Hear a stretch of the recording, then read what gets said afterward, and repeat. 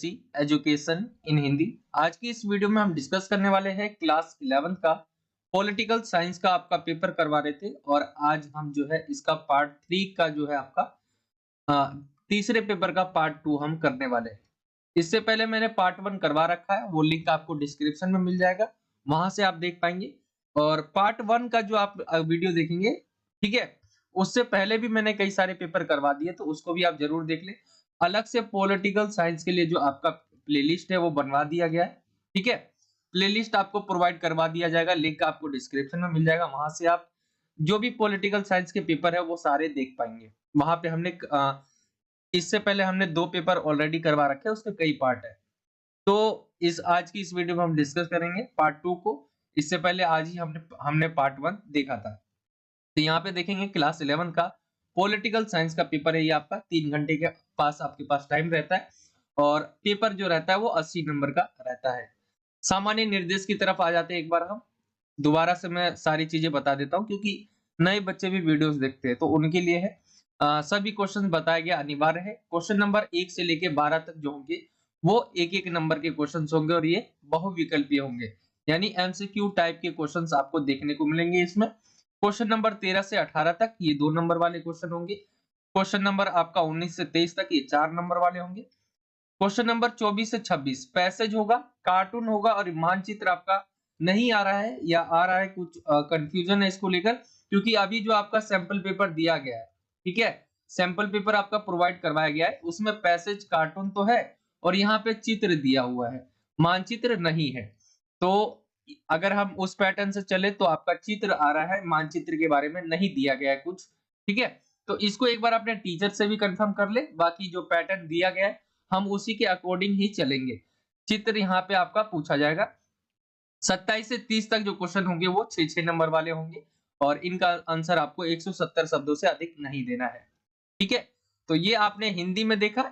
हिंदी और इंग्लिश दोनों ही मीडियम में मैं कई बार बता चुका हूं बच्चों को कि ये पेपर करवाया जा रहा है। बच्चे 1 मिनट वीडियो देखते नहीं है कि हटा देते हैं। आप एक बार देखे, कम से कम स्किप करके ही देख ले कि है कि नहीं है इंग्लिश मीडियम, वो आप देख सकते हैं। तो इंग्लिश मीडियम में भी करवाया जा रहा है। अभी मैंने एक बच्चे का कमेंट देखा जो कह रहा है कि पेपर इंग्लिश मीडियम में भी करवाइए, जबकि मैंने उस वीडियो में भी बता रखा है कि हिंदी और इंग्लिश दोनों ही मीडियम में करवाया जा रहा है। तो वीडियो को देखिए, एक बार स्किप करके आप देख ले कि इंग्लिश मीडियम में है कि नहीं है। इंग्लिश मीडियम की जनरल इंस्ट्रक्शंस की बात करें हम, जो दिया गया है निर्देश, all questions are compulsory, question number 1 to 12 are multiple choice question for of 1 marks each. Question number 13 से 18 तक 2 मार्क्स ईच क्वेश्चन होंगे। 19 से जो है आपका 23 तक जो है 4 मार्क्स ईच क्वेश्चन।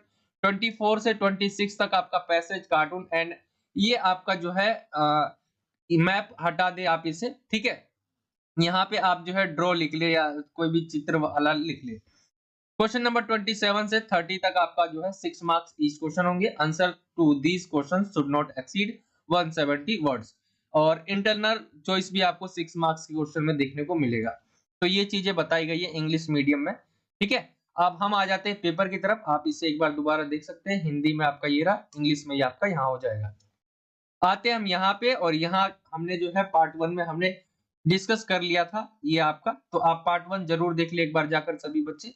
हम चलते हैं जहां से आज हमें पार्ट 2 में डिस्कस करना है। 2 नंबर के क्वेश्चन भी हमने करवा दिए हैं। ये हम करने वाले हैं 4 नंबर वाले क्वेश्चंस। यहां से आपका जो है पार्ट 2 स्टार्ट हो जाता है, ठीक है। यहां से आपका पार्ट 2 है और 4 अंक के क्वेश्चंस आपको देखने को मिलेंगे इसमें। सबसे पहला क्वेश्चन है 19वां, संसद के दोनों सदनों की व्याख्या करनी है आपको। संसद के 2 सदन आपको पता होंगे, जब भी आप इसकी व्याख्या कर पाएंगे। संसद जो है, ठीक है, संसद देखिए हम तो उसके 2 सदन है, एक है लोकसभा और एक है राज्यसभा। इसके 2 पार्ट है और एक तीसरा पार्ट भी होता है राष्ट्रपति का, लेकिन 2 सदनों की बात की गई है। 2 सदन में लोकसभा और राज्यसभा है। इसको आपको जो है एक्सप्लेन करना है। लोकसभा क्या है, तो यहाँ पे हम एक्सप्लेन देखते हैं एक बार क्या है लोकसभा। यहाँ पे आप जानिए कि लोकसभा में जो सदस्य रहते हैं वो जैसे लोकसभा है, इसका चुनाव जो होता है वो प्रत्यक्ष रूप से होता है, इनका अप्रत्यक्ष रूप से होता है। तो ऐसी जब ये आ जाए कि इनमें अंतर स्पष्ट करें, तब आपको ऐसे बताना है। बाकी लोकसभा के बारे में, लोकसभा भारतीय संसद का जो है प्रथम तथा निम्न सदन है ये। इसके निर्वाचित सदस्यों की संख्या जो है 550 हो सकती है वर्तमान में इसकी संख्या जो 545 है, आप इसे एक बार गूगल करके देख लेना वर्तमान में कितनी है, क्योंकि ये किताब के अकॉर्डिंग मैं आपको बता रहा हूँ।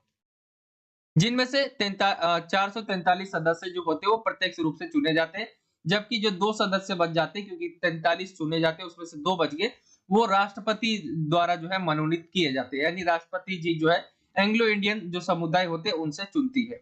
यही राज्यसभा की बात करें हम, राज्यसभा क्या है? तो राज्यसभा क्या है? ऊपरी सदन है। जो लोकसभा है वो निचली सदन है, ऊपरी सदन क्या है? राज्यसभा है। इसकी अधिकतम जो संख्या रहती है वो 250 हो सकती है। इसमें से 245 वर्तमान में राज्यसभा की जो सदस्य संख्या है वो 245 है, और इनमें से जो 12 सदस्य होते हैं उनको राष्ट्रपति जी चुनते हैं, और उसमें से जो 12 सदस्य है वो कला हो गया, खेल हो गया, विज्ञान हो गया, इन क्षेत्रों से लिए जाते हैं। तो ये है लोकसभा और राज्यसभा के बारे में। आई होप कि आपको समझ आ गया होगा। ये 4 नंबर में क्वेश्चन पूछा जाता है, तो इसको आप रेडी करके रखना। ये आपका 4 नंबर में पूछा जा सकता है, इंपॉर्टेंट क्वेश्चनों में से एक है ये। इसी को इंग्लिश मीडियम में देखें हम, explain the two houses of the parliament. तो the two houses of parliament are the Lok Sabha and Rajya Sabha. Lok Sabha पहले देख लिया हम, तो the Lok Sabha is the first and lower house of the Indian parliament. The maximum numbers of its elected members can be 550. At present, its member of members in is 545. ठीक है, out of which 3 member are directly elected by, while 2 member are nominated by the president from the Anglo Indian community से लिया जाता है। राज्यसभा की बात कर ले हम, तो राज्यसभा में आप देखेंगे, Rajya Sabha is the upper house of the parliament of India. Its maximum number of members can be 250. At present, the number of members of Rajya Sabha 245. Of these, 12 members are nominated by the president, who are taken from the fields of arts, science हो गया आपका, ठीक है, singing हो गया आपका, तो ये आपके हो गए, इनसे लिए जाते हैं, स्पोर्ट्स हो गए, इन चीजों से लिए जाते हैं। तो ये आपका इंग्लिश मीडियम में है, आप इसे देख सकते हैं। अब आते हैं हम अगले क्वेश्चन की तरफ। क्वेश्चन नंबर आपका 20 है। सर्वोच्च न्यायालय के बारे में पूछा गया है, उसके न्यायाधीश की जो पद है उसकी योग्यता क्या होनी चाहिए। किसी भी अगर बैठना है किसी को न्यायाधीश के पद पर सर्वोच्च न्यायालय के, तो उसकी क्या क्या योग्यता होनी चाहिए। तो सर्वोच्च न्यायालय के न्यायाधीशों के लिए अग्रलिखित योग्यता निश्चित की गई है, यानी पहले से ही लिख दिया गया है कि ये योग्यता होनी चाहिए। सबसे पहला, वह भारत का क्या होना चाहिए, नागरिक होना चाहिए। वह कम से कम 5 वर्षों तक किसी एक या 2 या उससे अधिक उच्च न्यायालयों का क्या है, न्यायाधीश रह चुका हो। ठीक है, एक तो ये हो गया। अगला पॉइंट है, वह किसी एक, 2 या उससे अधिक उच्च न्यायालयों में कम से कम 10 वर्षों तक क्या है, वकालत कर चुका हो। वह राष्ट्रपति की दृष्टि में कुशल विधिवेत्ता हो, यानी कानून को जानने वाला, ठीक है, एक हो। तो ये रहता है न्यायाधीश के पद की योग्यता। आई होप कि आपको समझ आ गया होगा। आपको पहले भी बताया मैंने कि हमारे देश में क्या है कि इस पिरामिड रूपी आकार की जो है न्यायपालिका बनाई गई है, जिसके अंदर सबसे पहले सबसे नीचे आ जाता है आपका 3 प्रकार की, वैसे मेन हम देखें, जिला न्यायालय, ठीक है, उच्च न्यायालय और सर्वोच्च न्यायालय, 3 प्रकार की। इसके नीचे भी एक है अधीनस्थ न्यायालय, तो वो छोटी हो गई, हम 3 की बात करते हैं। तो यहाँ पे जिला न्यायालय होती है, उच्च न्यायालय होता है, सर्वोच्च न्यायालय होता है। जब सर्वोच्च न्यायालय के अगर न्यायाधीश को चुनना है ना, तो कम से कम उसे उच्च न्यायालय में जो है वो 10 साल तक वह जो है न्यायाधीश रह चुका हो, और उसके पास एक्सपीरियंस भी हो 10 साल का, यहाँ पे बात की गई है। ठीक है, न्यायाधीश तो साथ ही साथ रहना भी चाहिए, साथ ही साथ उसके पास 10 साल का क्या है, वकालत करने का अनुभव होना चाहिए, और साथ ही साथ राष्ट्रपति के नजर में क्या है, वो बहुत ज्यादा जो कानून का ज्ञाता है वो होना चाहिए। ये हो जाएगा आपका सर्वोच्च न्यायालय के न्यायाधीश के लिए जो पद रहते हैं उसके लिए क्या क्या योग्यता होती है। इंग्लिश मीडियम में हम देखें, describe the qualification for the post of supreme court जज। The following qualification have been fixed for the जज of the Supreme Court. He should be a citizen of India. He has been a judge of 1, 2 or more high courts for at least 5 years. He should have practiced for at least 10 years in 1, 2 or more high courts. He should be a skilled jurist in the eyes of the president. ठीक है, तो ये हो जाएगा इसके point English medium में। I hope कि आपको समझ आ गया होगा। हमने अभी तक 2 क्वेश्चन किए जिसके अंदर हमने लोकसभा राज्यसभा के बारे में पढ़ा जो 2 सदन है, और दूसरा क्वेश्चन हमने सर्वोच्च न्यायालय के न्यायाधीशों के बारे में पढ़ा कि उनके पद के लिए आप कैसे, कोई भी जो है कैसे उस पद पर बैठ सकता है, क्या योग्यता चाहिए होती है। नेक्स्ट क्वेश्चन की तरफ आते हैं हम। क्वेश्चन नंबर आपका 21 है, राजनीतिक समानता से आप क्या समझते हैं, वर्णन करना है। राजनीतिक समानता क्या है आपको इसके बारे में बताना है। जैसा कि आपको पता है कि समानता कई प्रकार की होती है, राजनीतिक समानता, सामाजिक समानता, आर्थिक समानता, ठीक है। तो इसमें आपको राजनीतिक समानता के बारे में बताना है, जिसमें आपको बहुत इजी है। राजनीतिक समानता का अर्थ क्या है, नागरिकों को राजनीतिक जो समान अधिकार जो है वो समान मिलने चाहिए। वोट का अधिकार, चुने जाने का अधिकार, प्रार्थना पत्र देने का अधिकार तथा सरकारी पद प्राप्त करने का अधिकार क्या है, राजनीतिक अधिकार में आता है। सभी नागरिकों को जाति, धर्म, लिंग तथा धन के आधार पर भेदभाव किए बिना समान रूप से प्राप्त होने चाहिए, ठीक है। वोट के अधिकार हो गए, चुने जाने के लिए सरकार कुछ योग्यता निश्चित करती है, पर यह योग्यता जाति, धर्म या लिंग या धन के आधार पर नहीं होनी चाहिए। यानी यहाँ पे आप देखेंगे इसके अंदर बात की गई है, एक तो राजनीतिक अधिकार वे अधिकार है जिसमें सभी व्यक्तियों को समान राजनीतिक अधिकार दिए जाते हैं। वोट देने का अधिकार हो गया, या तो आप चुनाव लड़ सकते हो उसका अधिकार हो गया, ठीक है। सरकारी पद प्राप्त करने का अधिकार हो गया। किसी भी तरह के धर्म, रंग हो गया, लिंग हो गया, जाति हो गया, उसके आधार पर भेदभाव की मनाही की गई है। तो ये चीजें क्या है, राजनीतिक अधिकार में आती है। इसी को हम इंग्लिश मीडियम में देखें, describe what you understand by the political equality.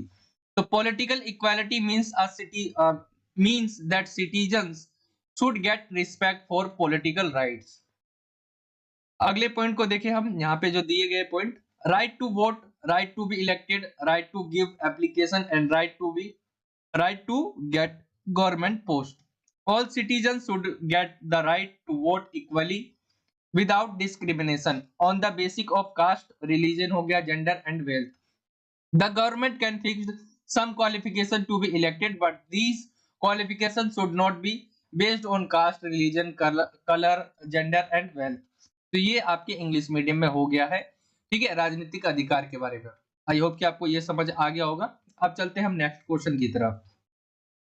अगला क्वेश्चन है आपका क्वेश्चन नंबर 22, क्या अधिकार असीम होते हैं, अपने उत्तर के समर्थन में तर्क दीजिए। सारे जो क्वेश्चन लिए गए बहुत ज्यादा इंपॉर्टेंट है। अभी तक जितने भी पेपर कराए हैं, कराए गए उसमें सबसे ज्यादा इंपॉर्टेंट क्वेश्चन इन पेपर्स में लिए गए हैं। तो इनको आपको सभी क्वेश्चंस को रेडी कर लेना है। और ये ऐसे क्वेश्चन है कि थोड़े घुमाए हुए भी है, और थोड़े आप इसे इजी भी समझ सकते हैं। अगर समझ गए तो बहुत इजी है, वरना थोड़े घुमा के पूछे गए, ताकि ये पेपर में ऐसे पूछे जाते हैं। तो क्या अधिकार असीम होते हैं, यानी क्या अधिकार क्या होता है कि उसको रोका नहीं जा सकता, ये कहने का मतलब है अपने उत्तर के समर्थन में तर्क देना है। तो प्रत्येक राज्य अपने नागरिकों को कुछ अधिकार देता है ताकि व्यक्ति क्या है, अपना व्यक्तित्व का विकास कर सके। ये सभी को पता ही होगा कि हमारे संविधान में हमारे अधिकार जो है 6 अधिकार दिए गए हैं, और ये हमारे मौलिक अधिकार है। इसका कोई भी जो है हनन नहीं कर सकता, ठीक है। अगर होता भी है तो हम डायरेक्ट न्यायपालिका जा सकते हैं। ये है आपका अधिकार। लेकिन पूछा गया क्या अधिकार असीम होते हैं, यानी इसके ऊपर प्रतिबंध नहीं लगाया जाता। नहीं, सारे के सारे जो अधिकार दिए जाते हैं उसके ऊपर कुछ ना कुछ प्रतिबंध जरूर होते हैं, ठीक है। यहाँ पे जैसे बोला गया वह असीमित नहीं होते। एक अधिकार पर किसी न किसी तरह के प्रतिबंध जो है अवश्य होते हैं। बंधनों या सीमाओं के बिना अधिकारों का उपयोग हो ही नहीं सकता। अधिकार असीमित न होने के निम्नलिखित कारण है। क्या क्या कारण है, देखिए यहाँ पे हम पॉइंट देख लेते हैं क्या क्या बताया गया है। तो कानून और देश की व्यवस्था को अगर हमें बनाए रखना है तो हमारा पहला कर्तव्य है राज्य कानून और व्यवस्था को बनाए रखने के लिए अधिकारों पर प्रतिबंध लगाना आवश्यक हो जाता है। देखिए कानून में देश के अंदर अगर हमें कानून व्यवस्था बनाए रखनी है, देश को जो है विकास की राह पर रखना है, तो हमें कोई ना कोई प्रतिबंध लगाना पड़ेगा। तो एक पॉइंट ये हो गया। राज्य लोकहित या राष्ट्रहित के लिए अधिकारों पर कई प्रतिबंध लगाता है। अब राष्ट्रहित की बात हो रही है। राष्ट्रहित में कोई भी नहीं होता है, कोई भी ऊपर नहीं होता है, भले किसी व्यक्ति का अधिकार का हनन क्यों ना हो रहा हो, लेकिन यहाँ पे बात हो रही है राष्ट्रहित की। तो राष्ट्रहित से ऊपर क्या है, किसी व्यक्ति के अधिकार या किसी का भी अधिकार नहीं हो सकता है, ठीक है। तो यहाँ पे जैसे कि राष्ट्रहित निश्चित ही व्यक्ति के अधिकारों से ऊपर है, इसलिए व्यक्ति को अपने अधिकारों का जो है प्रयोग राष्ट्रहित या लोकहित में करना होता है। यदि कोई व्यक्ति समाज या राष्ट्र के अहित के लिए अधिकारों का प्रयोग करता है तो उसे समाज उस व्यक्ति के लिए अधिकारों पर प्रतिबंध लगा सकती है। ठीक है, तो ये हो गया आपका पॉइंट। आगे चलते हैं। अगला पॉइंट है अधिकारों के साथ जो है कर्तव्य जो है सदा जुड़े रहते हैं। जहां अधिकार होते हैं वहां कर्तव्य का होना आवश्यक है। मेरा अधिकार अन्य व्यक्तियों के अधिकारों से जो है सीमित होता है, क्योंकि मेरा अधिकार दूसरों का कर्तव्य है और उनका अधिकार मेरा कर्तव्य। यानी यहाँ पे कर्तव्य की बात की गई है। कर्तव्य वो जिनका आप लिखा ये नहीं है आपके साथ जबरदस्ती किया जाएगा, लेकिन आपको ये करना चाहिए। और अगला पॉइंट है आपका लास्ट। भारतीय संविधान में नागरिकों को 6 जो अधिकार है, मौलिक अधिकार, वो दे दिए गए हैं, परंतु ये अधिकार असीमित नहीं है। इन अधिकारों पर अनेक प्रतिबंध लगाए भी गए हैं। जैसे आपके जो है सभी अधिकार हो गए, कोई सा भी अधिकार आप ले लीजिए 6 में, सबके ऊपर कुछ ना कुछ प्रतिबंध है।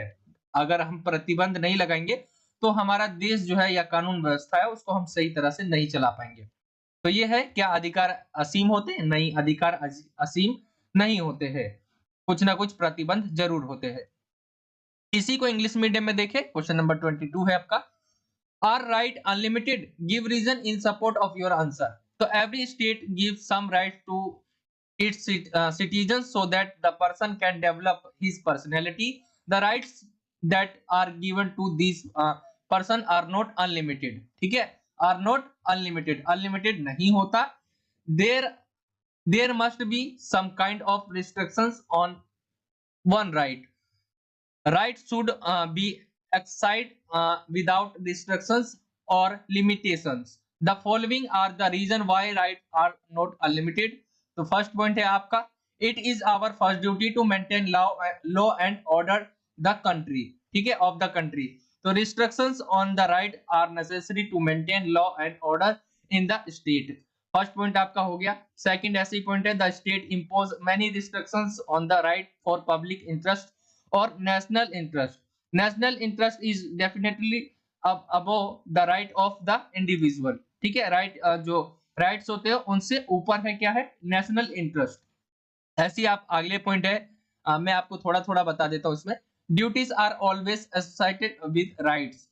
Where there are rights there must be duties. My right are limited by the rights of the others because my right are duties of other and their right are my duties. 6 type of fundamental right have been given in the citizen in the Indian Constitution, but the right is not unlimited. Many restrictions have been imposed on these right. ये हो जाएगा आपका question number जो है आपका 22। ठीक है, क्या राइट अनलिमिटेड है? तो नहीं, राइट अनलिमिटेड नहीं है। आगे हम आते हैं क्वेश्चन नंबर 23 की तरफ। क्वेश्चन नंबर 23 है, किसी देश का नागरिक किस प्रकार अपने देश की नागरिकता खो सकता है? अब नागरिकता होता क्या है? देखिए, आप भारत में रहते हैं और आपको पता होगा। ठीक है, कोई भी व्यक्ति जब बाहर जाता है, ठीक है, कोई भी जब व्यक्ति बाहर जाता है तो वो भारत का या इंडियन कहलाता है, यानी इसके पास नागरिकता है, इसकी पहचान है एक नागरिकता की, ये भारतवासी है। ऐसे ही दूसरा कोई आता है तो हम उसे अमेरिकन, कोई भी हो, किसी भी देश का हो, हम उसे मतलब अमेरिका से आया तो अमेरिकन कहते हैं। ठीक है, और किसी देश से आया तो हम उस देश का नाम लेते हैं। ऐसे ही क्या होता है, भारत के लोगों के पास जो है एक नागरिकता होती है और उस नागरिकता से क्या है, वो सभी जो भारत में रह रहा है और सभी को क्या है, एक समान जो भी अधिकार है वो दिया गया, उसमें वो भी शामिल है।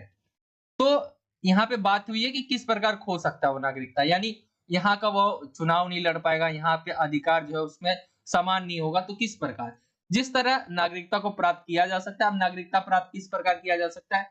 या तो आप यहाँ पे आए रहने के लिए, ठीक है, और आपका एक जो है आपने विवाह कर लिया, एक रीजन ये हो सकता है, या आपने यहाँ पे प्रॉपर्टी खरीद ली, और भी कई सारे रीजन है, विवाह कर लिया हो, आपका जो है कोई नौकरी लग गया हो। ठीक है, तो इन चीजों में आपके जो है नागरिकता आप प्राप्त कर सकते हैं। जैसे दूसरे देश में लोग जाते हैं, अमेरिका में ज्यादातर जाते हैं, ब्रिटेन, इंग्लैंड में जाते हैं, अगर वहां पे उनकी नौकरी लग गई तो वो वहां की नागरिकता ले सकते हैं। ठीक है, या वहां की लड़की से शादी कर लिया उन्होंने तो वहां की नागरिकता उन्हें मिल जाती है। ऐसी क्या है, खोने के बारे में बात की, किस प्रकार खो सकते हैं। तो जिस प्रकार जो है, जिस तरह नागरिकता को प्राप्त किया जा सकता है उसी तरह नागरिकता को खोया भी जा सकता है।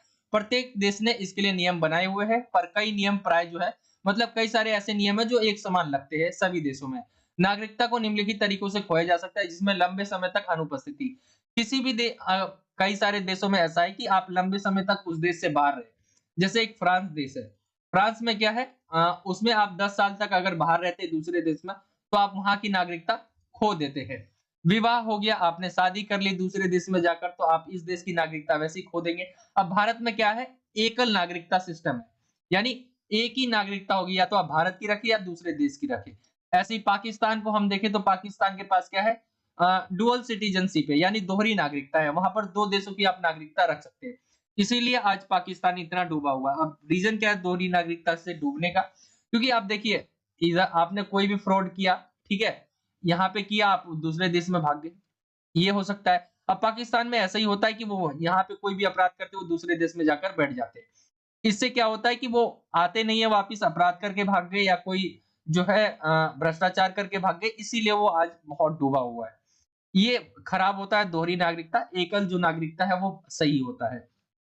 विदेश में सरकारी नौकरियां पाने पर आप जो है यहाँ की नागरिकता, जैसे आप भारत में रह रहे हैं, आप दूसरे देश में गए, वहां पे सरकारी नौकरी मिल गई आपको, तो आप जो है छोड़ देते हैं यहाँ की नागरिकता या हट जाती है आपसे। चॉइस कोई कोई क्या है अपने आप भी जो है नागरिकता छोड़ देता है यहाँ की।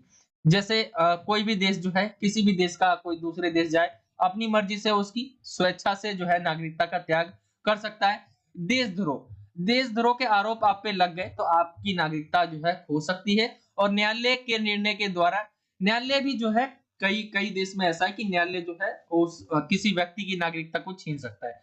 तो ये तमाम रीजन है, बहुत सारे रीजन है जिससे जो है किसी भी व्यक्ति की नागरिकता को हटाया जा सकता है कि वो इस देश का है या वो खुद खो सकता है। तो ये रीजन है। आई होप कि आपको समझ आ गया होगा। इंग्लिश मीडियम में देखिए, describe how a citizen of a country can lose the citizenship of his own country. Just as citizenship can be acquired, citizenship can also be lost. Each country has made rules for this, but many rules are almost the same in all countries. Citizenship can be lost in the following ways. तो ये हो गया आपका prolonged absence हो गया, ठीक है।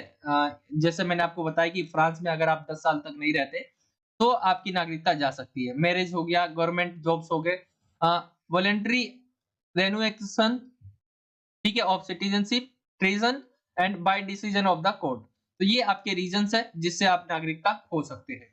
अब आते हैं हम क्वेश्चन नंबर 24 की तरफ। क्वेश्चन नंबर 24 जो है ये आपका गद्यांश पर आधारित क्वेश्चन पूछे जाएंगे आपसे और उनके आंसर आपको देने हैं। तो कभी भी आपको इसे पढ़ना नहीं है, आपका जो है टाइम बर्बाद हो सकता है, इसीलिए आपको क्या है डायरेक्ट क्वेश्चन पे आना है। और इसमें पूछा जाएगा जैसे संयुक्त राष्ट्र संघ की स्थापना कब हुई। तो ये एक यूएनओ इसे आप कहेंगे, ठीक है, यूनाइटेड नेशन ऑर्गेनाइजेशन, संयुक्त राष्ट्र संघ। ये बना था द्वितीय विश्व युद्ध के बाद, ताकि जो है कोई तीसरा विश्व युद्ध ना हो सके, इसलिए इसकी स्थापना हुई थी। बाकी इसमें पूछा गया है कि संयुक्त राष्ट्र संघ की स्थापना कब हुई थी, तो 1945 में हुई थी। ऑप्शन बी राइट आंसर निकल कर आ जाएगा। अगर आपको आंसर नहीं पता है तो एक बार आप इसको जरूर देख ले, यहाँ पे मिल जाता है तो ठीक है, नहीं तो आपको खुद ही आंसर देना होगा। आगे हम आते हैं इसी के क्वेश्चन नंबर 2 की तरफ। मानवाधिकारों के विश्व जननीय घोषणा पत्र को संयुक्त राष्ट्र संघ के किस अंग ने घोषित किया? ठीक है, यहाँ पे है यूनिसेफ, सुरक्षा परिषद, यूनेस्को या महासभा ने। आपके सामने ये ऑप्शन है और राइट आंसर निकल कर आ जाएगा ऑप्शन डी, इसका राइट आंसर निकल कर आ जाएगा। क्वेश्चन नंबर 3 की तरफ आते हैं। संयुक्त राष्ट्र ने मानवाधिकारों को प्रोत्साहित करने के लिए किस माध्यम को उचित समझा? यानी मानव के अधिकार जो है, ये एक यूएनओ है, ये एक वर्ल्ड लेवल जो है एक संगठन है जो देखती है कि विश्व में जो मानव अधिकार है उसका कहीं हनन तो नहीं हो रहा है, यानी गलत चीज तो नहीं हो रही किसी भी देश में, तो ये देख रेख करती है। इसका एक पार्ट है मानव अधिकार, संयुक्त राष्ट्र संघ का एक पार्ट है, तो वो देखती है। तो यहाँ पे बोला गया है मानव अधिकारों को प्रोत्साहित करने के लिए किस माध्यम का जो है उचित समझा गया है? मीडिया द्वारा, आकाशवाणी और दूरदर्शन द्वारा, शिक्षा द्वारा, पत्राचार द्वारा। ठीक है, तो राइट आंसर निकल कर आ जाएगा ऑप्शन सी, शिक्षा के द्वारा जो है इसको जो है प्रोत्साहित किया गया है। ठीक है, आगे हम आते हैं 4 क्वेश्चन पे। क्वेश्चन नंबर आपका 4 है इसी का। संयुक्त राष्ट्र ने मानवाधिकारों को किसके बीच स्थापित करने का आह्वान किया? किसके बीच? सदस्य देशों के बीच, गैर सदस्य देशों के बीच, शिक्षा द्वारा या उपरोक्त में से कोई नहीं।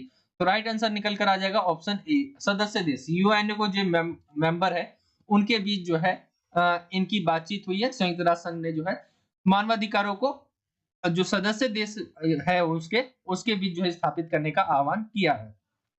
अब इसके करीब जो है 193 या उससे ज्यादा जो है करीब हो गए होंगे, 193 से या उससे ज्यादा जो है इसमें मेंबर शामिल है। ठीक है, भारत में उनमें से एक है। अब इसी को हम इंग्लिश मीडियम में देख ले, या आपने हिंदी मीडियम में देखा, ये गद्यांश था आपका जिसमें जो है मानव अधिकारों की बात की गई है और यूएनओ को इसमें शामिल किया गया इस क्वेश्चन में। इसी को इंग्लिश मीडियम में हम देखें, read the following passage carefully and answer the question that follow. यहाँ पे आपको इसे पढ़ना नहीं है, डायरेक्ट क्वेश्चन पे चलना है। जब क्वेश्चन ना आए तो इसमें जरूर देख लेना है। When was the United Nation established? तो राइट आंसर निकल कर आ जाएगा आपका 1945 में जो है यूएनओ बना था। ठीक है, क्वेश्चन दूसरे पार्ट पे पहुंचे हम इसके। Which part of United Nation declared the universal declaration of human rights? ठीक है, तो राइट आंसर निकल कर आ जाएगा आपका जनरल असेंबली, ऑप्शन डी, जैसे कि मैंने आपको हिंदी मीडियम में बताया। आगे देखते हैं, which medium has been considered appropriate by the United Nation to encourage human right? तो राइट आंसर निकल कर आ जाएगा ऑप्शन सी, बाय एजुकेशन जो है इन्होंने स्टार्ट किया। आगे देखते हैं हम क्वेश्चन नंबर 4 इसी का। तो the United nation called for human right to be established between किसके? Among the member countries. जो मेंबर कंट्री है, जैसे कि मैंने आपको बताया 193 लगभग जो है इसके मेंबर है, तो ये राइट आंसर निकल कर आ जाएगा। तो ये आपका जो है गद्यांश हो गया है जो 4 नंबर में पूछा जाता है। अब आगे बढ़ते हैं हम क्वेश्चन नंबर 25 की तरफ। क्वेश्चन नंबर आपका 25 है, दिए गए कार्टून का अध्ययन करना है और इसमें से पूछे गए जो क्वेश्चन है उसके आपको आंसर देने हैं। तो इसको हम देख लेते हैं एक बार। क्वेश्चन नंबर आपका जो 25 है, ये कार्टून आप देख रहे होंगे, ये मैंने पहले भी करवाया है, लेकिन जो कार्टून करवाया था दूसरे फॉर्म में करवाया था। इस बार जो है आपका जो विकल्प क्वेश्चन है वो पूछा गया है, जो सैंपल पेपर है। तो ये कार्टून है आपका दिया गया, इस कार्टून को आपको ध्यान से देख लेना है। और इसमें जैसे क्वेश्चन पूछा गया है पहला, कार्टून में हाथी किस प्रकार की समस्या की ओर संकेत करता नजर आ रहा है, आपको बताना है। तो विशाल मतदाता, विशाल हाथी, विशाल प्रतिनिधि या कुछ नहीं। तो यहाँ पे आप देखेंगे विशाल मतदाता, वोट देने वाले बहुत है, इसकी तरफ जो है इशारा कर रहे हैं। आगे हम देखिए क्वेश्चन नंबर 2 है आपका, हाथी की पूंछ खींचना किस ओर इशारा कर रहा है? अनियंत्रित भीड़, अनियंत्रित व्यक्ति, अनियंत्रित हाथी या कुछ नहीं। तो आपको बताना है इसमें से राइट आंसर क्या निकल कर आ जाएगा। मुझे इसका आंसर आपको कमेंट में बताना है कि ये आपको लिख देना है क्वेश्चन नंबर 25 का दूसरा राइट आंसर क्या निकल कर आएगा। ठीक है, आप ए बी सी कुछ भी ऑप्शन आप लिख सकते हैं। तीसरे को हम देखते हैं, हाथी की पूंछ खींचने वाले नेता का क्या नाम है? महात्मा गांधी, पंडित नेहरू, सरदार पटेल, नरेंद्र मोदी। आप इमेज से ही पता चल जाएगा आपको कौन से नेता की बात हो रही है यहाँ पे। ठीक है, तो ये आपको दिख रहा होगा पंडित जवाहरलाल नेहरू। तो राइट आंसर ये आ जाएगा जवाहरलाल, ठीक है, पंडित जवाहरलाल नेहरू, ये राइट आंसर निकल कर आ जाएगा। तो यहाँ पे आपका ऑप्शन जो है सी, ऑप्शन बी इसका राइट आंसर निकल कर आ जाएगा। आगे हम आते हैं क्वेश्चन नंबर इसी के 4 में, वयस्क मताधिकार का क्या अर्थ होता है? तो 18 साल से जो भी ऊपर के हैं वो वोट डाल सकते हैं। तो वोट डालने वाला, वोट ना डालने वाला, ए और बी दोनों, इनमें से कोई नहीं। तो वोट डालने वाला राइट आंसर निकल कर आ जाएगा। वयस्क मताधिकार होगा तो वोट डालने वाला ही होगा। अब ये हो गया आपका क्वेश्चन नंबर 25 जो कि हमने हिंदी मीडियम में देखा। अब इसी को हम एक बार इंग्लिश मीडियम में देख लेते हैं। यहाँ पे है, study the given cartoon and answer the following question. तो ये आपका कार्टून है, यहाँ आप देख सकते हैं। What kind of problem does the elephant seem to indicate in the cartoon? Large electrode, ठीक है, जायंट एलिफेंट, ये यहाँ पे लिखा हुआ है। मैंने आपको आंसर बता दिया है कि ऑप्शन ए इसका राइट आंसर निकल कर आ जाएगा। दूसरे पे आते हैं, what does the pulling the tail of elephant indicate? तो यहाँ पे आपके सामने ऑप्शन दिया गया है। ठीक है, इसका आंसर मुझे आपको कमेंट में बताना है, जैसे कि मैंने आपको बोला है, इसका आंसर मुझे आप कमेंट में दीजिए। थर्ड पे आते हैं, write the name of the leader who pulled the tail of the elephant. तो राइट आंसर जैसा कि आपको पता है पंडित जवाहरलाल नेहरू, पंडित नेहरू राइट आंसर निकल कर आ जाएगा। फोर्थ क्वेश्चन देखें हम, what does adult suffrage mean? Voter, not voting, ठीक है, बोथ ए एंड बी और नन ऑफ दिस। तो राइट आंसर आ जाएगा आपका ए, वोटर। ये हो गया आपका क्वेश्चन नंबर 25 और ये सभी आपने देखे 4-4 नंबर वाले सारे क्वेश्चन। ठीक है, ये 3 क्वेश्चन जो थे आपके, एक तो गद्यांश हो गया, ये आपका चित्र वाला हो गया और ये आपका कार्टून वाला हो गया। तो ये 3 क्वेश्चन भी 4-4 नंबर वाले थे और ऊपर आपने जो क्वेश्चंस देखे सभी के सभी ये भी 4-4 नंबर वाले थे। ये आपका खत्म हो जाता है, अब रहता है आपका 6 मार्क्स के जो क्वेश्चन बचते हैं वो वाले। तो आइए हम अब 6 जो 6-6 नंबर वाले क्वेश्चन है उनको हम देख लेते हैं। ठीक है? एक और क्वेश्चन रह गया आपका चित्र वाला, सॉरी।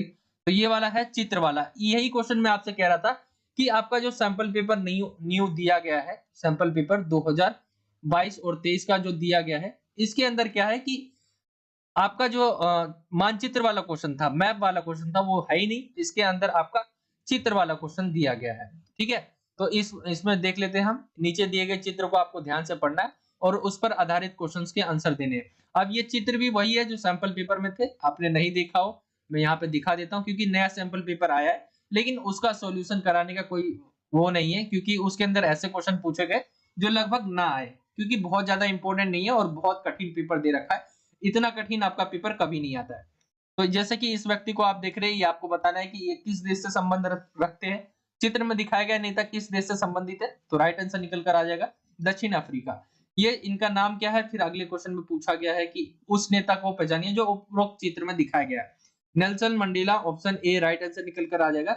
जैसे हमारे देश में क्या है गांधी जी थे, वैसी जो है नेल्सन मंडेला के बारे में है कि इन्होंने क्या है कि गोरे लोगों से इन्होंने मतलब लड़ाई लड़ी थी, एक तरह से आप कह सकते हैं, जिसमें इन्होंने जो काले के साथ भेदभाव होता था उसके खिलाफ इन्होंने लड़ाई लड़ी। उनको जो है सारे जो हक है वो दिलवाने में इन्होंने जो है अहम भूमिका निभाई। इसको बहुत नामी नेता है ये। ठीक है? मतलब जाने जाते हैं ये बहुत, हर एक देश में जाने जाते हैं अपने काम के लिए। साथ ही इन्होंने जो अपनी मेहनत से जो है काले लोग जो थे बहुत ज्यादा भेदभाव करते थे गोरे लोग, तो उनको जो है उन्होंने समाप्त किया है। राइट आंसर यहाँ पे नेल्सन मंडेला इसका नाम हो गया। अगला है क्वेश्चन, नेताजी का पसंदीदा खेल जो है वो कौन सा है, यहाँ पे बताया गया। आप अपनी बुक में देखेंगे वहां पे भी ये मिल जाएगा। इनका जो खेल था वो बॉक्सिंग था, इनका जो पसंदीदा जिसे आप कह सकते खेल वो बॉक्सिंग है। अगला क्वेश्चन है इनका, इसमें पूछा गया है उपरोक्त तस्वीर में दिखाए गए नेता ने अपने जीवन के कितने साल जो है जेल की कोठरियों में जो है अंधेरे में बिताए हैं, तो 28 साल इन्होंने जो है जेल में बिताए हैं। तो ये हो जाएगा क्योंकि देखिए अब हमारे भी ऐसे जैसे हमारे इधर जाने जाते हैं महात्मा गांधी, वैसे ही उनके दक्षिण अफ्रीका में क्या है ये जाने जाते हैं नेल्सन मंडेला। आगे हम आते हैं, इसी को इंग्लिश मीडियम में देखें। Study the picture given below carefully and answer to this question based on it. तो यहाँ पे जैसा कि मैंने बताया कि ये साउथ अफ्रीका से जो है बिलोंग करते हैं। ठीक है? The leader shown in the picture belong to which country, तो South Africa, option C right answer हो जाएगा। दूसरा क्वेश्चन है identify the leader who is shown in the above picture, तो राइट आंसर निकल कर आ जाएगा नेल्सन मंडेला, ऑप्शन ए। आगे चलते हैं हम थर्ड क्वेश्चन की तरफ। तीसरा है आपका what was the favourite sports on the of the leader shown in the picture above, तो राइट आंसर निकल कर आ जाएगा ऑप्शन डी बॉक्सिंग। एंड जो है how many years of his life did the leader shown in the above picture spend in the darkness of the prison cells, तो right answer option B 28 साल इन्होंने jail में बिताए। तो ये आपका जो है ये चित्र वाला जो क्वेश्चन हो गया होगा, ये आपका हिंदी और इंग्लिश दोनों ही मीडियम में हमने देख लिया है। अब आगे चलते हैं हम क्वेश्चन नंबर जो है यहाँ से 6 नंबर के क्वेश्चन स्टार्ट हो जाएंगे क्वेश्चन नंबर 27 से। ठीक है? तो यहाँ से हम देख लेते हैं क्वेश्चन नंबर 27 है आपका, भारतीय संविधान में दिए गए जो समानता का अधिकार है उसके बारे में पूछा गया। अब समानता का अधिकार आप जानते होंगे, आपके 6 अधिकार है, उसमें से एक अधिकार है समानता का अधिकार। क्वेश्चन ऐसे भी पूछ सकता है, किसी एक अधिकार के बारे में 6 नंबर में पूछ लिया जाएगा। ठीक है?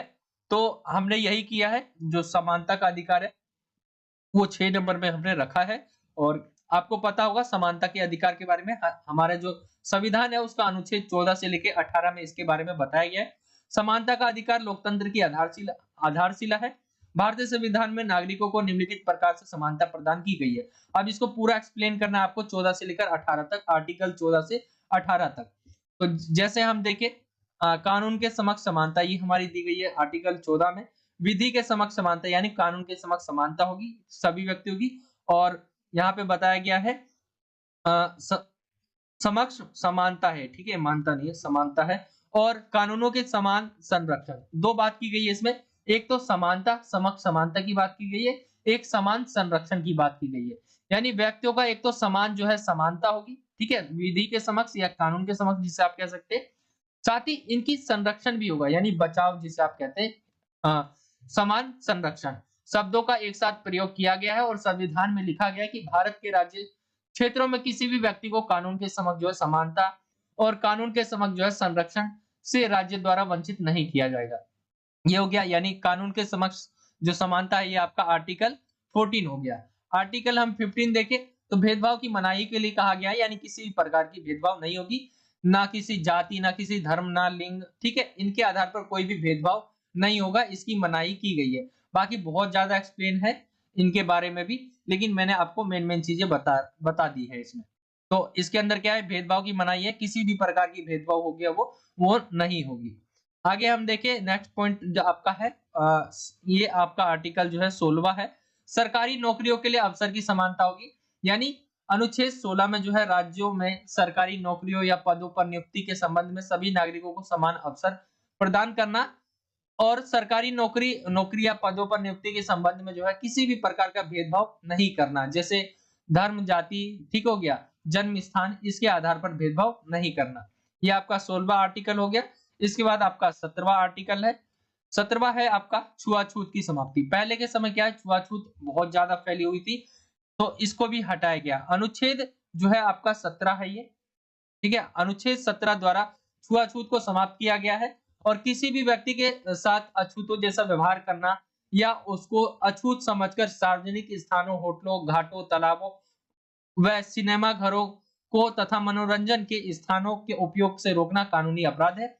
छुआछूत की समाप्ति एक महान ऐतिहासिक घटना है, क्योंकि ये बहुत समय तक बनी रही थी और इसको जो है खत्म कर दिया गया।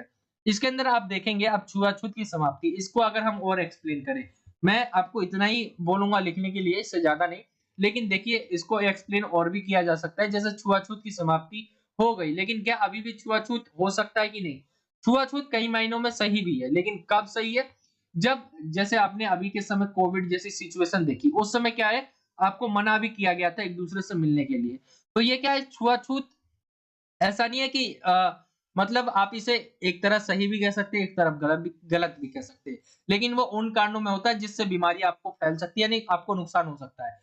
तो उस समय में आप इसे कर सकते हैं। आगे देखिए, आपने आर्टिकल 17 देख लिया, अब लास्ट है आपका आर्टिकल 18। आर्टिकल 18 में देखें तो उपाधियों का अंत कर दिया गया। जो भी आपको बहुत सारे उपाधियां दी जाती थी, ये अब सेना और शिक्षा के अलावा जो उपाधियां, उसको हटा दिया गया है। उसके अलावा कोई भी उपाधि नहीं है। तो अनुच्छेद 18 के अनुसार यह व्यवस्था की गई, सेना या शिक्षा संबंधी उपाधि के अतिरिक्त राज्य कोई और उपाधि नहीं देगा। भारत का कोई भी नागरिक किसी विदेशी राज्य से कोई उपाधि स्वीकार नहीं करेगा। ठीक है, ये चीज है। और इसके अथवा में आपसे पूछा गया है, भारतीय नागरिकों को प्रदत्त यानी दिया जाने वाला जो स्वतंत्रता संबंधी अधिकार है, उसका संक्षेप में वर्णन करें। अब मैंने अथवा नहीं समझाया आपको, सिर्फ मैंने एक समझाया, एक नहीं समझाया। ये आपको एक बार खुद करने की कोशिश करना है। बाकी आने वाले क्वेश्चंस पेपर में मैं इसको जरूर ले लूंगा।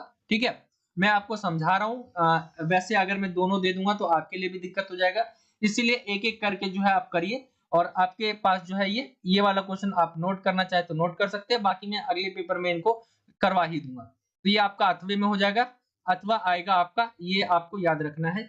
हर एक क्वेश्चन में आपका अथवा दिया जाएगा, जो 6-6 नंबर वाले क्वेश्चन होंगे। इंग्लिश मीडियम में देखें, explain the right to equally given in the Indian constitution. ठीक है, right to equality is an important fundamental right which is describe in article 14 to 18। Right to equality is the concern of democracy. ठीक है, corner stone है ये। ठीक है, corner stone of democracy. The following types of equality have been provided to the citizens in the Indian constitution. यहाँ पे वही बात की गई इक्वालिटी के बारे में, इंग्लिश मीडियम में मैं आपको दिखा रहा हूँ। यहाँ पे मैं आपको बता देता हूँ, जैसे इक्वालिटी बिफोर लॉ, यानी कानून के समक्ष समानता। ठीक है, ये आपका आर्टिकल 14वां है, जिसके अंदर बता रखा है कि of the constitution uses the words equality before law and equal protection of laws together, and it is written in the constitution that no person shall be entitled to equality before law and equal protection of law in the territories of the India, जो भी India के इसके अंदर रहते हैं, ठीक है, भारत के अंदर इक्वल प्रोटेक्शन है, shall not be denied by the state, ठीक है, जो स्टेट है उसको डिनाई नहीं कर सकता। Provision discrimination according to article 15 the state shall not discriminate against any citizen on the ground of religion, race, caste, sex, public of birth or any of these grounds. Similar discrimination of is prohibited. ये आपका 14वां था, ये आपका 15वां हो गया, 15वां article, ठीक है, ये आपका 16वां हो गया। फिर इसके बाद equality of opportunity of for government jobs, article 60 state to provide equal opportunity to all citizens in relation to appointed to government jobs or posts, prohibition of discrimination on the basis of religion, race, caste, sex, public of birth in relation to appointment of government jobs, ठीक है, ये हो जाएगा आपका। आगे हम देखिए question आपका जो है 17 आर्टिकल, तो end of untouchability, untouchability has been abolished by article session, article जो है आपका 70 है, ठीक है। Treating any person as untouchable or considering him as untouchable, stopping the use of public place, hotels, guards, ponds, theaters and place of entertainment is a legal offense. Great historical event, this is a great historical event। अब आते हम article 18 की तरफ, abolition of titles, ठीक है, according to article 18 it was arranged that the state will not give any other title except military or educational title. No citizen of India will accept any title from any foreign country या foreign state। इसी में जो है अथवा में, जैसा कि मैंने आपको दिखाया था, briefly describe the freedom rights provided to Indian citizens, ये आपको एक्सप्लेन करना है, ठीक है। तो ये आपका क्वेश्चन नंबर 27 हो गया, इसको हमने इंग्लिश मीडियम में देखा, ये आपका हिंदी मीडियम था। आगे हम आते हैं अगले क्वेश्चंस की तरफ। अगला क्वेश्चन है आपका क्वेश्चन नंबर 28, हमें स्वतंत्र न्यायपालिका की आवश्यकता क्यों पड़ती है। आप बहुत सारे ऐसे रीजन आप खुद भी दे सकते हो, स्वतंत्र न्यायपालिका नहीं होगी तो न्याय नहीं होगा सही से, ठीक है, ये सारी चीजें आप यहाँ पे खुद भी लिख सकते हो। यहाँ पे मैं आपको दिखा देता हूँ पॉइंट्स। जैसे न्यायपालिका सरकार का एक महत्वपूर्ण अंग होता है, इसके बिना किसी देश की आर्थिक व्यवस्था ठीक ढंग से नहीं चल सकती। ऐसे निम्न कारण है जिनसे जो है स्वतंत्र न्यायपालिका की आवश्यकता पड़ती है। सबसे पहला पॉइंट है आपका, निष्पक्ष ढंग से न्याय करने के लिए हमें क्या है, हमें निष्पक्ष ढंग से न्याय करने के लिए स्वतंत्र न्यायपालिका की आवश्यकता पड़ती है। यदि न्यायपालिका के ऊपर कोई भी दबाव होगा तो ठीक ढंग से अपना कार्य नहीं कर पाएगी। ये आपका पहला पॉइंट हो गया। दूसरा पॉइंट है, कानूनों की व्याख्या करने के लिए या हमें स्वतंत्र न्यायपालिका की आवश्यकता इसलिए भी पड़ती है ताकि वह कानूनों की व्याख्या ठीक ढंग से कर सके। तीसरा पॉइंट, संविधान की रक्षा के लिए। अब संविधान की रक्षा के लिए भी हमें स्वतंत्र न्यायपालिका की आवश्यकता पड़ती है, क्योंकि संविधान की सर्वोच्चता को बनाए रखने के लिए जिम्मेदारी न्यायपालिका पर ही होती है। जैसे कि आपको पता है, आपके अधिकार है संविधान में है, लेकिन न्यायपालिका की जिम्मेदारी है उसको, आपको जो भी आपको प्रॉब्लम है उसको सोल्व करना। पॉइंट 4 देखें हम, व्यक्तिगत अधिकारों का संरक्षण, यानी स्वतंत्र न्यायपालिका ही व्यक्ति के अधिकारों की रक्षा करती है तथा दूसरे व्यक्तियों अथवा सरकार को व्यक्तिगत अधिकारों का उल्लंघन करने से रोकती है। भारत में प्रत्येक नागरिक को अधिकार है कि वह सुप्रीम कोर्ट अथवा हाई कोर्ट के पास अपील कर सकता है। ये आपका 4 पॉइंट हो गया, ठीक है, आपके जो भी अधिकार है उसका संरक्षण करती है, व्यक्तिगत अधिकारों का संरक्षण। फिफ्थ देखते हैं, सलाह देना। ये सलाह भी देती है, कई देशों में न्यायपालिका कानूनी मामलों में सलाह भी देती है। भारत में राष्ट्रपति किसी भी विषय पर क्या है, सुप्रीम कोर्ट से क्या है, सलाह ले सकता है। सिक्स्थ पॉइंट हम देखिए, प्रशासनिक कार्य। कई देशों में न्यायालय द्वारा जो है प्रशासनिक कार्य भी करने पड़ते हैं, और भारत में सर्वोच्च न्यायालय, उच्च न्यायालय तथा निम्न न्यायालय पर प्रशासकीय नियंत्रण करती है। आगे हम देखिए, लास्ट पॉइंट आपका जो है वो है 7, संघ का संरक्षक, यानी जिन देशों में संघात्मक शासन व्यवस्था, यानी संघात्मक का मतलब है जहां पर दो प्रकार की है, जहां राज्य और केंद्र दो स्तर की शासन व्यवस्था है, वहां न्यायपालिका संघ के संरक्षण के रूप में भी कार्य करती है। संघात्मक शासन प्रणाली में केंद्र तथा राज्य अपनी शक्तियां संविधान से प्राप्त करते हैं, यानी आपको पता होगा केंद्र और राज्य इन दोनों के काम क्या है, बटे हुए, इनकी शक्तियां भी बटी हुई है। लेकिन इन दोनों में कभी-कभी क्या है, बीच में झगड़े उत्पन्न हो जाते हैं, जिससे जो है कई सारी प्रॉब्लम होती है। तो इसलिए जो है जो न्यायपालिका स्वतंत्र होगी तो इसका फैसला सही से कर पाएगी। यानी न्यायपालिका ही जो है इनके जो झगड़े हैं उसका निर्णय करती है। ठीक है? तो ये हो जाएगा आपका क्वेश्चन नंबर 28। आई होप कि आपको समझ आ गया होगा हमें स्वतंत्र न्यायपालिका की आवश्यकता क्यों पड़ती है। ये आपका था हिंदी मीडियम में। इसी के अथवे में आपसे पूछा गया है, अथवे में न्यायपालिका की इस प्रकार नागरिकों के मौलिक अधिकारों की रक्षा करती है, वर्णन करें। यहाँ पे जो है न्यायपालिका किस प्रकार, ठीक है, किस प्रकार करती है नागरिकों के मौलिक अधिकारों की रक्षा, आपको वर्णन करना है। तो आपने रीटें पढ़ी होंगी कई सारी, ठीक है, रीट जारी करते हैं जिसके अंदर आपको रीट जारी करके जो है वहां पे मौलिक अधिकारों की रक्षा करती है न्यायपालिका। तो ये आप यहाँ पे पढ़ सकते हैं। बाकी मैं अगले क्वेश्चंस में इन सभी को जो अथवे में लिए गए मैंने आंसर नहीं दिएंगे, मैं जरूर जो है नेक्स्ट पेपर में या आने वाले पेपर में इनको लूंगा। इसी को इंग्लिश मीडियम में हम देखें, why do we need an independent judiciary. तो यहाँ पे आप पढ़ सकते हैं पॉइंट, जैसा पहला पॉइंट है to do justice in fair way. ठीक है, मैं आपको जो है हेडिंग बता देता हूँ यहाँ पे, judiciary to interpret the laws. ठीक है, जो लॉ है उसको समझाने के लिए, बताने के लिए, ये दूसरा पॉइंट हो जाएगा आपका। तीसरा है टू प्रोटेक्ट द कॉन्स्टिट्यूशन, संविधान को बचाने के लिए, प्रोटेक्ट करने के लिए। फोर्थ पॉइंट देखें, protection of the individual right, जो इंडिविजुअल व्यक्ति है, मैन है, उसकी राइट है उसको बचाने के लिए। गिविंग एडवाइस, एडवाइस के लिए। ठीक है, एडमिनिस्ट्रेटिव फंक्शन, ये हो जाएगा आपका सिक्स पॉइंट। ठीक है, pattern of union of the union, तो ये आपको पता ही, मैंने बताया जैसे कि संघात जो भी होते हैं संघ, उसके बारे में बताने के लिए, उनके बीच के जो झगड़े होते हैं between the centre and the state, dispute arise, these disputes are decided by the independent judiciary। तो ये आप इसके अंदर एक्सप्लेन करेंगे। इसी के अंदर अथवे में देखेंगे और दिया गया है। ठीक है, describe the ways in the which, यहाँ पे बोला गया है judiciary protect in the fundamental right two of the citizen.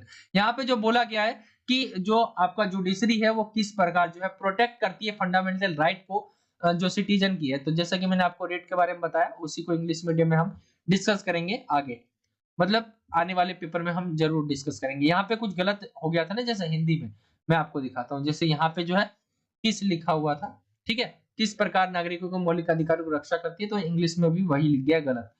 तो यहाँ पे समझ लेना है क्वेश्चन को, जुडिशरी किस प्रकार प्रोटेक्ट करती है फंडामेंटल राइट को जो सिटीजन्स के होते हैं, ये आपको बताना है। अब आते हैं हम क्वेश्चन नंबर 29 की तरफ। स्वतंत्रता की सुरक्षा के लिए आवश्यक संरक्षणों की व्याख्या करना है। यानी स्वतंत्रता की सुरक्षा के लिए जो आवश्यक संरक्षण है वो क्या क्या है, जो किसी भी देश में हो जानी चाहिए। ठीक है, अगर चाहते हैं आप कि किसी भी देश में स्वतंत्रता कायम रहे तो किस प्रकार हो सकती है। सबसे पहले स्वतंत्रता का व्यक्ति के लिए बहुत महत्व रहता है, आपको भी पता है। प्रत्येक व्यक्ति चाहे वह अमीर हो चाहे वह गरीब, कुछ कार्य करने के लिए स्वतंत्रता चाहता है, व्यक्ति के विकास के लिए आवश्यक है, और स्वतंत्रता की रक्षा के निम्नलिखित उपाय किए जा सकते हैं। सबसे पहला पॉइंट है लोकतंत्र की स्थापना। लोकतंत्र की स्थापना होगी यानी लोगों के द्वारा सरकार चुनी जाएगी। अब लोगों के द्वारा सरकार चुनी जाएगी तो जब लोगों की जो है स्वतंत्रता है, अगर उस पर कोई आंच आएगी तो वो खुद सरकार हटा देंगे। ठीक है, तो ये एक सबसे बड़ा पॉइंट हो गया, लोकतंत्र की स्थापना रहनी चाहिए। आप पढ़ भी सकते हैं स्वतंत्रता की सुरक्षा के लिए प्रजातंत्र, जिसे आप लोकतंत्र भी कह सकते हैं, की स्थापना आवश्यक है। स्वतंत्रता और लोकतंत्र सहचारी है। प्रजातंत्र में शक्ति का स्रोत जनता होती है और शासन का आधार जनमत, यानी शक्ति का स्रोत क्या है, जनता है, और जनमत मतलब जनता उसके साथ है, जनता का मत है उसके साथ। जनता के हितों के विरुद्ध सरकार कानून पास करने की हिम्मत नहीं करती है और ना ही सरकार व्यक्ति की स्वतंत्रता को छेड़ने की कोशिश करती है। क्योंकि आपको पता है कि अभी आपका जो भी कोई सरकार में होगा, अभी आपके जो है वो विरोध करेगा या जो आपकी स्वतंत्रता है उसका कोई भी रोक करेगा, विरुद्ध होगा उसके, तो आप नेक्स्ट टाइम उसको वोट नहीं देंगे, यानी सरकार वो नहीं आएगी। या उसको क्या है कि उस टाइम भी आप हटा सकते हैं, अगर विश्वास जो पत्र होता है, विश्वास खो देता है वो, तब ये होता है। ठीक है, आगे हम आते हैं अगले पॉइंट पे। हमने 2 पॉइंट देख लिए हैं, सॉरी, एक पॉइंट देख लिया हमने। दूसरा पॉइंट है मौलिक अधिकारों की घोषणा। अब व्यक्ति की जो है किसी की भी स्वतंत्रता जब हनन नहीं होगी, जब एक बड़ा पॉइंट है मौलिक अधिकारों की घोषणा। हमारे संविधान में क्या है, 6 प्रकार के जो हमारे 6 मौलिक अधिकार है, उसकी घोषणा की हुई है। ठीक है? अधिकारों का घोषणा पत्र भी इसे कहते हैं, 2 नंबर में पूछा जाता है। जिसके अंदर हमारा संविधान है, उसके अंदर जो है हमारे 6 मौलिक अधिकार जो है हमारे वो लिखे गए हैं, बता दिए गए हैं। यानी मौलिक अधिकारों की घोषणा। स्वतंत्रता की सुरक्षा का सबसे अच्छा उपाय ये होता है कि व्यक्तियों के अधिकारों को तथा स्वतंत्रता को संविधान के मौलिक अधिकारों में कर देना चाहिए। यदि अधिकारों को संविधान में लिख दिया जाए तो सरकार इन अधिकारों का उल्लंघन आसानी से नहीं कर सकेगी और ना ही अधिकारों को छीनने का प्रयत्न करेगी। ये हो गया। तीसरे पॉइंट पे आते हैं, शक्तियों का पृथक्करण, यानी शक्तियों का बंटवारा। शक्तियां किसी एक जगह नहीं होगी। अगर वो किसी एक जगह होगी तो क्या है, वो ऐसा शासक निकलेगा जो निरंकुश हो जाएगा। वो लोगों का नहीं सोचेगा, वो अपना सोचने लग जाएगा। तो शक्तियों का क्या होगा, पृथक्करण, यानी शक्तियां जो है वो बांट दी गई है, कोई भी एक के हाथ में नहीं दी गई है। तो स्वतंत्रता की सुरक्षा के लिए शक्तियों का पृथक्करण आवश्यक है। केंद्रीयकरण से जो है, यानी केंद्रीयकरण का मतलब है किसी एक हाथ में शक्तियां देने का मतलब है निरंकुशता को बढ़ावा मिलना। ठीक है? जिससे भ्रष्टाचार बढ़ता रहता है। आगे हम आते हैं फोर्थ पॉइंट पे। न्यायपालिका की स्वतंत्रता के बारे में बात की गई है कि यानी न्यायपालिका भी स्वतंत्र होनी चाहिए। न्यायपालिका ही हमारे अधिकारों की रक्षा करती है और इसको स्वतंत्र होना बहुत जरूरी रहता है। स्वतंत्रता की रक्षा के लिए न्यायपालिका का स्वतंत्र होना आवश्यक है। न्यायपालिका ही निष्पक्ष तथा निडरता से न्याय कर सकती है। स्वतंत्र न्यायपालिका आवश्यक है क्योंकि न्यायपालिका ही मौलिक अधिकारों की रक्षा करती है। जैसा कि हमारे संविधान में बोला गया है कि आपकी जो भी अधिकार होंगे, अगर उसका हनन होता है तो आप क्या है, आपको पता है कि आप न्यायपालिका जा सकते हैं, डायरेक्ट जो है सर्वोच्च न्यायालय, उच्च न्यायालय आप जा सकते हैं, कोर्ट। तो ये आपको पता है कि न्यायपालिका की स्वतंत्रता भी बहुत ज्यादा जरूरी रहती है जब स्वतंत्रता किसी देश में हो। ठीक है? कायम होनी चाहिए जब। आगे हम आते हैं पॉइंट नंबर 5 पर। सरल व शीघ्र न्याय व्यवस्था। इसमें हमें बहुत ज्यादा प्रॉब्लम आती है। सरल और शीघ्र जो है न्याय नहीं हो पाता है, जिससे बहुत सारी प्रॉब्लम होती है। और आप सुनते भी होंगे कि यहाँ पे इतने सारे केस है कि ये अभी तक ऐसे-ऐसे केस भी है जो 1900 कुछ के हैं, रखे हुए पड़े हुए। तो सरल एवं शीघ्र न्याय व्यवस्था होगी तो न्यायपालिका की स्वतंत्रता के साथ ही न्याय का जो है सरल व शीघ्र किया जाना चाहिए। किया जाना स्वतंत्रता को सुरक्षित करने रखने के लिए आवश्यक है। न्याय व्यवस्था ऐसी होनी चाहिए जिसमें न्याय शीघ्र मिल सके। लेकिन अब इसमें नहीं हो पाता है। इसके इसके लिए जो है हमें और भी सुधार करने की जरूरत है, क्योंकि अभी देखेंगे आप बहुत सारे केस होंगे ऐसे पेंडिंग पड़े होंगे, तो शीघ्र न्याय नहीं मिल पाता है। ये एक बड़ी प्रॉब्लम है भारत की। कानून का शासन। कानून का शासन यानी स्वतंत्रता की सुरक्षा के लिए कानून का शासन जो है आवश्यक है। कानून के शासन का अर्थ है कि कानून के सामने सभी समान है। इंग्लैंड हो गया, भारत हो गया, अमेरिका हो गया, इन सब में क्या है, कानून का शासन है। इंग्लैंड में नागरिकों की स्वतंत्रता की रक्षा कानून के शासन के द्वारा की गई है, द्वारा की जाती है। ठीक है? तो ये आपको एग्जाम्पल मैंने दे दिए। जैसे भारत हो गया, इंग्लैंड हो गया और अमेरिका हो गया, इन सब में क्या है, कानून का शासन है। और इंग्लैंड हम देखें तो नागरिकों की जो स्वतंत्रता है उसकी रक्षा करती है कानून। कानून के शासन के द्वारा उसकी रक्षा की जाती है। इसी के अंदर अथवे देखें हम, अथवा में तो यहाँ पे सकारात्मक व नकारात्मक स्वतंत्रता के बारे में पूछा गया है, जैसे कि 2 प्रकार की होती है, सकारात्मक और नकारात्मक। तो इसको आपको एक्सप्लेन कर लेना है, मैं आगे जो है इसको जरूर कराऊंगा सकारात्मक और नकारात्मक स्वतंत्रता में। बाकी आपको भी इजीली पता होगा। ठीक है? लेकिन मैं इसको नेक्स्ट पेपर में जो है, आने वाले पेपर में जरूर लूंगा इन क्वेश्चंस को जो मैंने अथवे में लिए हैं। इंग्लिश मीडियम में इसको हम देखें, explain the safeguards necessary to safeguards liberty. ठीक है? आपको एक्सप्लेन करना है। यहाँ पे क्वेश्चन नंबर आपका जो है 29 है, जैसे कि हमने ये डिस्कस किया, इसी का ये इंग्लिश मीडियम है। ठीक है? तो यहाँ पे बोला गया है जो आपकी फ्रीडम है, यहाँ पे फ्रीडम किस प्रकार जो है या लिबर्टी आप इसे कह सकते हैं, स्वतंत्रता, उसकी किस प्रकार रक्षा कर सकते हैं, पॉइंट बताने आपको। तो डेमोक्रेसी होनी चाहिए यहाँ पे, जैसा ये establishment of democracy, declaration of fundamental right होने चाहिए, सेपरेशन ऑफ पावर्स होनी चाहिए, इंडिपेंडेंट जुडिशरी होनी चाहिए, सिंपल एंड क्विक जो है जुडिशियल सिस्टम होना चाहिए और रूल ऑफ लॉ होनी चाहिए। ये पॉइंट है, आप इसे एक्सप्लेन आप यहाँ पे पढ़ भी सकते हैं इंग्लिश मीडियम वाले बच्चे। और मैं यहाँ पे आपको पॉइंट पॉइंट दिखा दे रहा हूँ। ठीक है? ज्यादा लंबी वीडियोस बनती जा रही है, इसीलिए मैं आपको जो है पॉइंट दिखा दे रहा हूँ। ठीक है? ये पॉइंट है, किसी भी देश में जो है लिबर्टी अगर स्थापित करना है या स्वतंत्रता की किस प्रकार रक्षा की जा सकती है, तो ये है डेमोक्रेसी होना चाहिए, फंडामेंटल राइट उसके जो है कॉन्स्टिट्यूशन में होना चाहिए, सेपरेशन ऑफ पावर होने चाहिए, यानी पावर क्या है किसी एक हाथ में नहीं होने चाहिए, इंडिपेंडेंस जुडिशरी होनी चाहिए, simple and quick judicial system and rule of law. तो ये पॉइंट है, आप इसको लिखेंगे। और इसी के अर्थ में हम देखें तो डिफरेंट टेबल बिटवीन पॉजिटिव और नेगेटिव लिबर्टी के बारे में आपको बताना है। जैसे कि मैंने आपको बताया पॉजिटिव, आपको जो है पॉजिटिव और नेगेटिव लिबर्टी के बारे में यहाँ पे बताना है, ठीक है। तो ये आप कर ही लेंगे, मैं आपको नेक्स्ट पेपर जब लाऊंगा उसमें जरूर करवा दूंगा। अब आते ही हमारा लास्ट क्वेश्चन बचता है 30वां, क्या भारत एक धर्मनिरपेक्ष राज्य है? अपने उत्तर के समर्थन में तर्क दीजिए। देखिए ये क्वेश्चन इस समय बहुत ज्यादा इंपॉर्टेंट रहता है, क्योंकि अभी के समय देखेंगे देश में जो है ये चीजें बहुत चल रही है। क्या भारत एक धर्मनिरपेक्ष राज्य है? धर्मनिरपेक्ष मतलब क्या होता है? भारत किसी भी देश का मतलब देश का कोई धर्म नहीं होना, यानी आप देखेंगे बहुत सारे ऐसे देश है, जैसे पाकिस्तान क्या है इस्लामिक कंट्री है, वो इस्लामिक नाम से जाना जाता है। लेकिन भारत क्या है, कोई है मतलब यहाँ पे हिंदू ज्यादा रहते हैं, ठीक है, जो है हिंदू रहते हैं ज्यादा, लेकिन कोई इसका एक धर्म नहीं है, कोई राज्य का धर्म नहीं है। यही क्या है, धर्मनिरपेक्ष कहलाता है। भारत एक धर्मनिरपेक्ष राज्य है। भारत में सभी धर्मों को समान अधिकार व आजादी प्राप्त है। कोई भी व्यक्ति किसी भी धर्म को अपना सकता है, वह किसी भी धर्म का जो है प्रचार प्रसार कर सकता है या अनुसरण कर सकता है, ये है। अब एक धर्मनिरपेक्ष राज्य है, क्वेश्चन आ गया, तो हमें धर्म जो इसके इसके अंदर हमें बहुत सारी चीजें जो है बतानी है। धर्मनिरपेक्ष राज्य है आपको बताना है, तो हम देखेंगे प्रस्तावना। जो आप किताब पढ़ते होंगे या कोई भी किताब होगी आपकी निकालेंगे, तो आपका पहला एक पेज निकल के आता है प्रस्तावना का, जिसके अंदर भारत एक यहाँ पे लिखा रहता है, ठीक है।